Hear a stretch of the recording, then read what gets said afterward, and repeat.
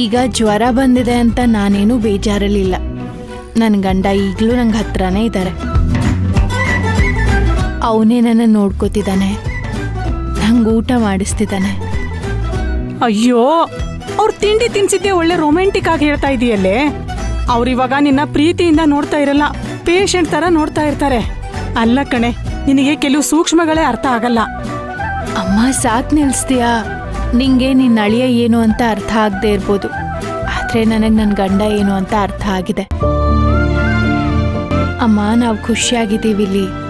ನೀನು ಏನೇನೋ ಮಾತಾಡಿ ನಂಗೆ ತಲೆನೋವು ಬರ್ಸ್ಬೇಡ. ನಂಗೆ ಮೊದಲೇ ಹುಷಾರಿಲ್ಲ.